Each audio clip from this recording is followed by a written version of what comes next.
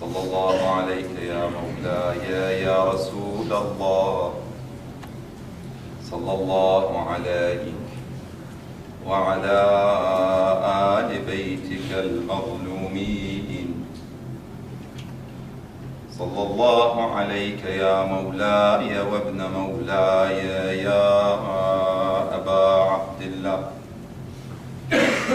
يا رحمة الله الواسعة ويا باب نجاة الأمة ô Hussein, larme des croyants et croyantes, ô Hussein,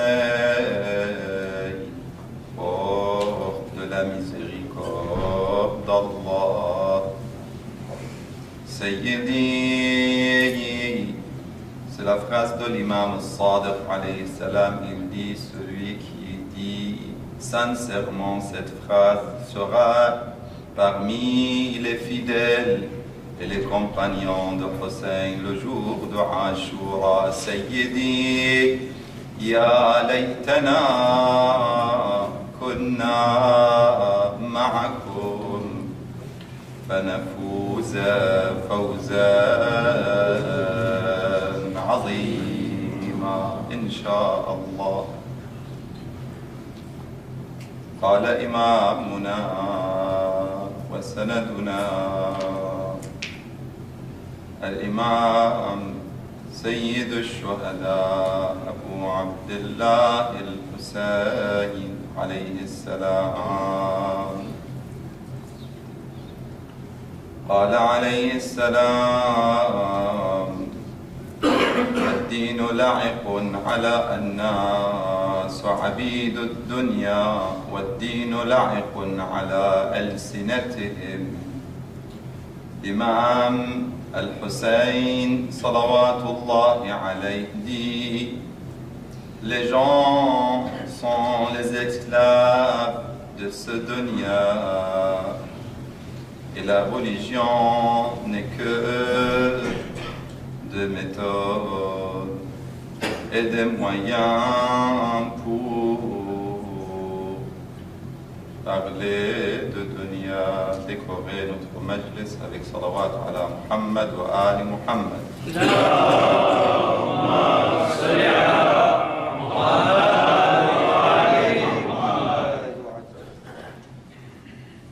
Allah subhanahu wa ta'ala accepte vos actions et nous présentons nos condoléances à notre imam du temps, l'imam Sahib al-Zaman, Arwahuna Fida.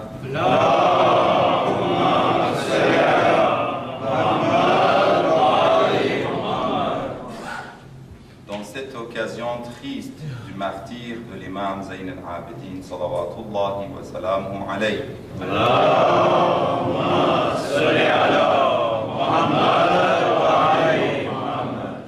Dans ces quelques minutes que je suis à votre service, Inch'Allah, pour profiter de ce temps béni, dans ce jour béni et en même temps triste de l'imam alayhi salam, on va voir ensemble cette citation de l'imam Sayyid al-Shuhada, notre troisième imam, qui parle de l'être humain. L'être humain, la nature de l'être humain, et comme dans le Coran, il est ignorant. وَكَانَ الْإِنسَانُ ظَلُومًا جَهُولًا. L'insan, il est injuste et ignorant. Deux caractères de l'être humain, injuste et ignorant.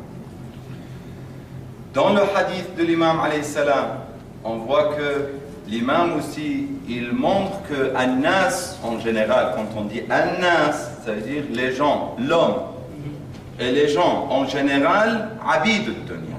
Ils sont les esclaves de ce dunya et de ce bas-monde. Ça, c'est la nature de l'être humain, malheureusement. C'est la nature de l'insan. Ad-dinu la'iqun, même s'ils sont des religieux, ils se prétendent d'être religieux, mais même la religion devient un moyen inutile pour profiter de ce dunya. يَدْرُونَهُ مَا دَرَّتْ مَعَايِشُهُم. Ils tournent leur langue d'une façon pour gagner encore la vie et pas pour se rapprocher de Dieu. Il y a deux façons dans cette vie. Ou bien je fais quelque chose pour satisfaire Allah subhanahu wa ta'ala, je suis sincère, j'ai la bonne intention dans mes actions. Ou bien l'axe pour moi c'est Allah, Allah subhanahu wa ta'ala, ça c'est le chemin du paradis. Et je ne suis pas en train de manipuler, je ne peux pas dans ce cas-là manipuler Allah subhanahu wa ta'ala, ça c'est impossible, et ni manipuler moi-même. Parce que malheureusement, l'être humain des fois il pense qu'il est en train de manipuler les gens. Mais en vérité il est en train de se manipuler. Soi-même, il est en train de manipuler soi-même. Et ça, c'est le grand problème de l'être humain. Il est jahoul, jahil. Il est ignorant. C'est comme un enfant, il essaye de manipuler ses parents.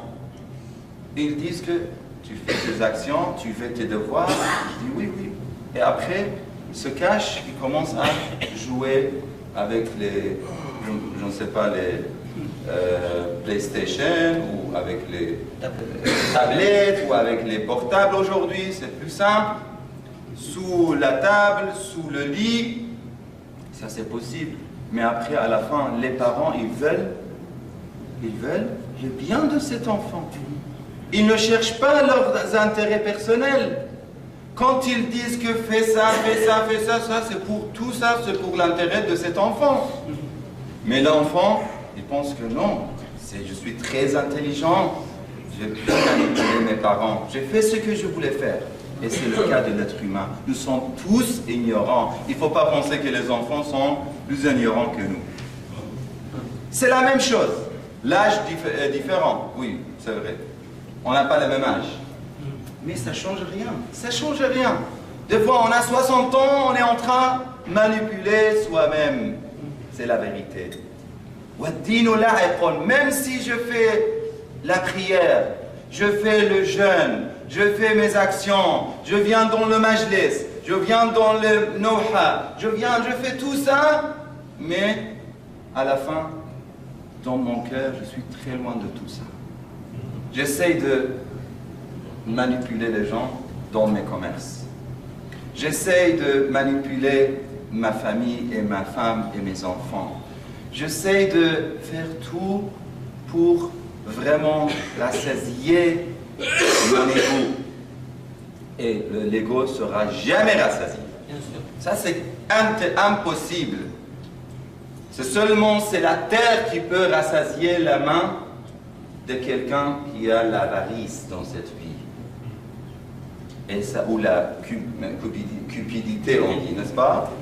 Et c'est la seule chose qui peut rassasier ça, c'est la mort. C'est la mort. Et la tombe. Sinon, la personne qui connaît, mais il y a des exceptions. Il y a des exceptions. Dans le verset 23 de Sourate 33, Sourate Al-Ahzab, Allah dit, écoutez bien, min al-mu'minina رجال صدقوا ما عاهدوا الله عليه. Parmi les mu'minines, les croyants, il y a minal mu'minina. Il n'a pas dit les mu'minines. Attention, même les mu'minines, il y a des degrés. Même les croyants, il y a des degrés. Minal mu'minina, parmi les croyants, rijalun. Et le mot rijal, c'est très fort. En arabe, c'est les hommes. Et les hommes, on ne parle pas ici des hommes, des femmes. Non, hommes ou femmes. En arabe, des fois, on utilise le mot rijal pour parler de l'homme et d'une femme. L'être humain, mais l'être humain fort. Rijalun sadaqu, qui sont véridiques. Ma'ahadullah alayh. Ils sont véridiques envers de qui? À votre avis? Envers Allah subhanahu wa ta'ala. Ma'ahadullah alayh. Dans quel ahd Vous savez, l'ahd, c'est le pacte et la promesse. Vous savez que chacun parmi nous, on a eu un pacte et une promesse entre nous et qui? Et Allah. Allah nous a demandé avant notre création, suis-je pas votre Seigneur? Nous avons dit, Bala, oui, si, vous êtes notre Seigneur. Mais ici, on a oublié. Mais les mu'minin, non, ils n'ont pas oublié. Sadaqu, ils étaient véridiques envers Allah. Quand ils ont dit Alastu bi rabbikum, ils ont dit Bala, ici, il a dit Minal mu'minina, une partie des mu'minin. Même ici dans la langue arabe, c'est une partie.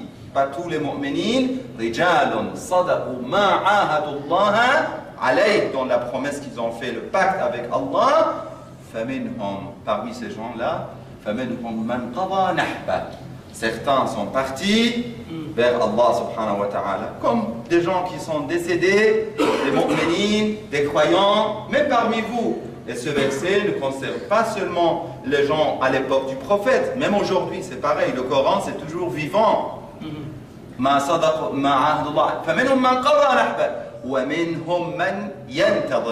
Et une partie qui attendent le décès.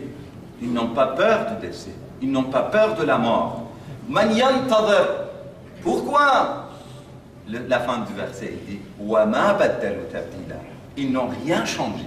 Ça veut dire ils ont gardé leur promesse avec Allah subhanahu wa ta'ala. Ces gens-là, mais le meilleur exemple de ces gens, dans le hadith de l'imam alayhi salam, il dit que ils sont ashab al-Hussein, les compagnons de l'imam al-Hussein le jour de Ashura.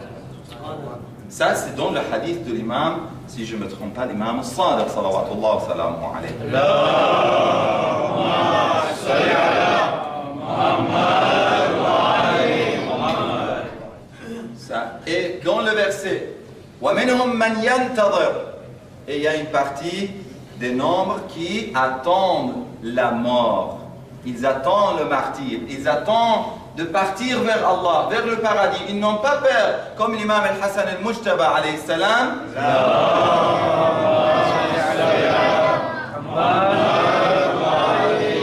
était interrogé, Yabna Rasulullah, au fils du prophète. On voit que on a peur de la mort. Pour quelle raison? Vous connaissez l'histoire, c'est très connu. Il a dit parce que vous avez construit ce bas monde et vous avez détruit l'au-delà. Et personne n'aime partir d'un endroit construit et à un endroit détruit. C'est pas normal. C'est normal, c'est logique. Il faut faire le contraire. Il faut construire là-bas pour que vous aimiez partir là-bas, tout simplement. Et c'est le cas de Ashab al-Hussein, les compagnons de l'imam. Ils ont vu l'imam, quand il a vu, il a tout poussé, il a tout chassé. L'imam, il ne voulait pas que les gens qui ne sont pas à la hauteur restent avec lui. Est-ce que vous avez vu un chef d'armée qui fait peur à ses soldats? Jamais.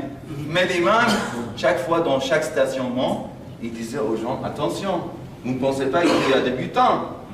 On va partir vers la mort. Et les gens regardaient l'un à l'autre. On va partir à la mort, c'est bon. On laisse l'imam Hussein. Il y avait des milliers avec lui. Mais ceux qui sont restés avec lui, vous savez, ce sont qui? Les 83 ou 73 ou 100 et quelques, il y a plusieurs versions. Ceux qui sont restés avec lui, ce sont les gens qui sont partis avec lui dès le début. Ou à la Mecque. Ils étaient à la Mecque, ils sont sortis, mais dans le chemin, il y avait des gens qui cherchaient les intérêts, le dunya. An-nasu, l'imam, on revient à hadith, An-nasu habidud dunya. Les gens sont les esclaves de dunya. Et la religion n'est que des paroles pour eux. Tourner la langue pour profiter de ce dunya. Sinon, le camp de Muawiyah, le camp de Yazid, le camp de Omar ibn Saad, ces camps-là, on voit qu'il y avait des gens qui priaient, il y avait des gens qui jeûnaient, mais le cœur était sombre. il y avait l'obscurité, il n'y avait plus de lumière dans leur cœur. Mais Ashab al-Hussein, et l'imam, je termine avec ça, l'imam Amirul Mu'minin, dans le verset وَمِنْهُمْ مَنْ يَنْتَظِرْ, et il y a une partie qui attendent la mort, parce qu'ils n'ont pas peur, comme on a vu dans le hadith de deuxième imam. Notre premier imam, avec la force, avec la certitude, il disait que أَنَا مِنَ الْمُنْتَظِرِينَ, j'attends, je jure par Allah que j'attends, أَنَا مِنَ الْمُنْتَظِرِينَ. وَمِنْهُمْ مَنْ, parce que le verset dit que مَنْ يَنْتَظِرْ, il dit que c'est moi parmi ces gens qui attendent la mort. Et c'est pour ça que dans le dernier moment, qu'est-ce qu'il a dit l'imam? فُزْتُ وَرَبِّ الْكَعْبَةِ, je suis gagnant par Allah, le Seigneur de Kaaba. Vous voyez, c'est ça la parole de l'imam. Maintenant, il nous reste du temps. Il est arrivé. Vous me faites signe.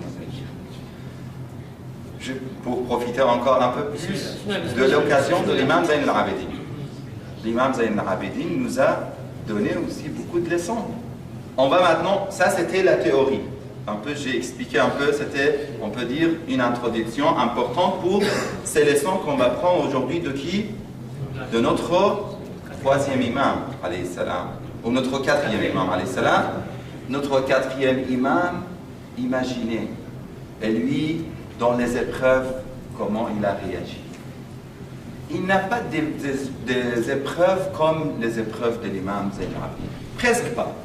On peut dire que c'était très difficile. Un jeune qui se trouve malade, Allah a voulu qu'il soit malade, et qui reste dans l'attente, il écoute les appels de son père, Hal min nasirin yansur. Hal min nasirin yansur. Imaginez un jeune avec la bravoure, avec le courage, comme l'imam Zayn al-Abidin, il écoute son père, il voit comment ses frères, son père, chacun et les compagnons de son père, un par un, donnent leur vie vis-à-vis d'Allah. À un moment donné, même l'imam Zayn al-Abidin, il a voulu même se mettre debout sur l'épée qu'il avait, mais il est tombé plusieurs fois. Et c'est là que l'imam al-Hussein a dit, ma sœur Zaynab, tiens mon fils, car la terre ne doit pas être vide de hujja, de l'argument d'Allah subhanahu wa ta'ala. Et c'était l'épreuve très difficile de l'imam.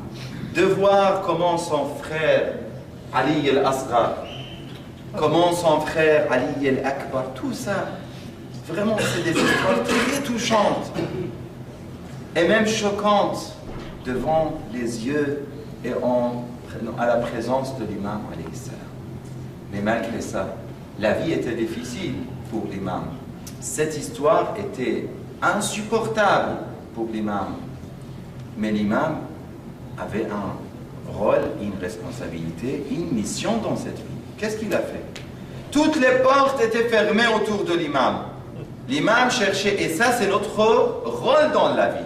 Si on est vraiment des gens avec des missions, des gens avec des buts, on doit chercher tous les moyens pour faire quelque chose. L'imam Zayn al-Abidin l'a fait. Il a essayé d'éduquer qui? Les serviteurs.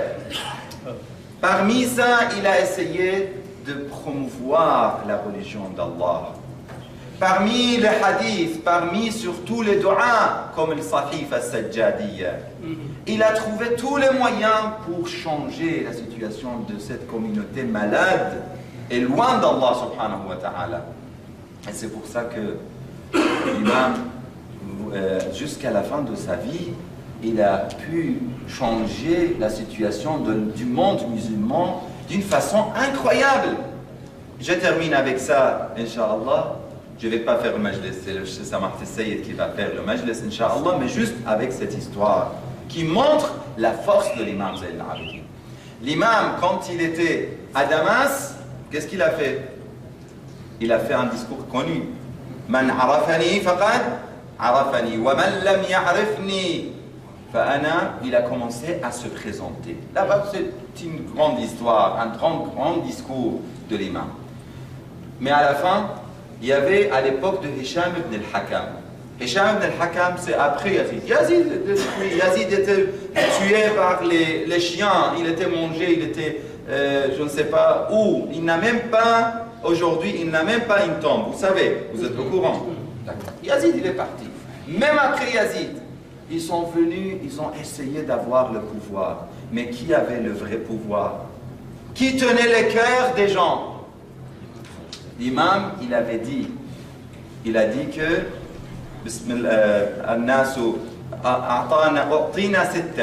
une des qualités qu'Allah a données, une des donations d'Allah et bénédictions d'Allah pour les imams Zayn al-Abidin, c'était quoi? L'amour que vous avez aujourd'hui, vous les croyants. Si vous voyez comment vous aimez l'imam Zayn al-Abidin, vous allez savoir que vous êtes des mu'min. Celui qui n'a pas l'amour pour l'imam Zayn al-Abidin et pour Ahl al-Bayt, il doit commencer à hésiter, à douter de sa situation. Parce que c'est le signe. Et ça, c'est dans le hadith. C'est pour ça que Hisham ibn al-Hakam, un des gouverneurs de calife Abbasi, Umayyad, il est entré pour faire le tawaf. Après, il a voulu toucher le Hajar al-Aswad, la pierre noire. Vous connaissez l'histoire peut-être. Il a essayé de toucher, il n'a pas pu. Il y avait du monde. Il a essayé encore 2 fois, avec les soldats, avec les généraux, avec lui, il n'a pas pu. Il est revenu, il s'est assis à côté, il a dit, quand ça se calme, je vais faire ça. Il y avait un poète à côté de lui qui s'appelle Farazdaq. Farazdaq, un grand poète arabe. Il a dit, Farazdaq, fais l'éloge pour moi, comme d'habitude. Farazdaq, il a essayé de faire quelques... Sallu ala Muhammad wa ali Muhammad. Allahumma salli ala Muhammad.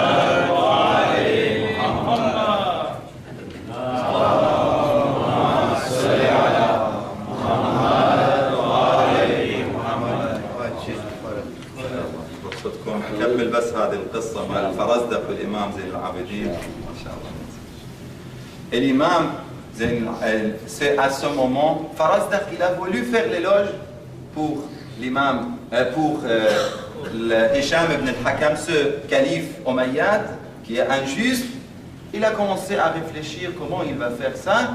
Dans ce moment, l'imam Zayn al-Abidin, alayhi salatu wassalam,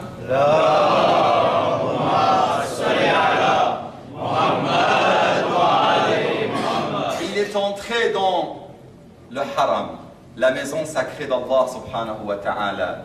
Il a commencé à faire le tawaf autour de Kaaba. Et tout le monde regardait cette lumière qui venait de l'imam alayhi salam. Les pas, comment l'imam doucement il mettait les pas sur la terre de la maison sacrée autour de la Kaaba. Tout le monde était attiré. Qui est cet homme-là? Et il était tout seul. Il n'avait pas des soldats, des généraux, des gens autour de lui. Et il a terminé les tawaf. Et quand il voulait toucher la pierre noire, le Hajar al-Aswad, en ce moment, tout le monde a ouvert le chemin pour que l'imam arrive très tranquillement à mettre la main et embrasser la Hajar al-Aswad, et il est sorti. Les gens, les soldats, les généraux, les chefs des tribus qui ne connaissaient pas l'imam, surtout des Ahl al-Sham qui ne connaissaient pas l'imam, ils ont demandé à qui? À Hisham ibn al-Hakam, le calife. Qui est cette personne? Et lui, il n'a pas pu dire que c'est l'imam Zayn al-Abidin, c'est mon ennemi, mon adversaire. Il a dit, je ne le connais pas. Farazdaq n'a pas supporté ça. Il a dit, tu ne connais pas. Moi, je le connais, je te montre. Farazdaq, au lieu de faire un éloge pour l'imam Zayn al-Abidin, pour Hisham al-Hakam, il a fait une des plus belles poésies pour l'imam Zayn al-Abidin en disant, هذا الذي تعرف البطحاء وطأته. Cet homme-ci, celui que la terre de la Mecque connaissait pas. هذا الذي تعرف البطحاء وطأته والبيت يعرفه والحل والحرم. La maison sacrée le connaît, et hil et haram le connaît. هذا ابن خير عباد الله كلهم. Il est le meilleur de fils du prophète sallallahu alayhi wa alihi wa sallam.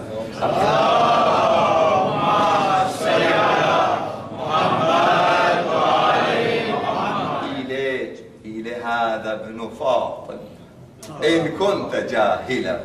Il est le fils de Fatima Zahra. Si tu l'ignores, ça ne change rien.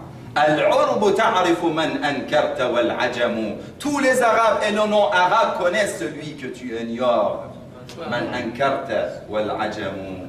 وقولك من هذا وليس قولك من هذا بظاهره. Ça ne change rien si tu dis je ne connais pas cette personne. Parce qu'il est le meilleur sur la terre.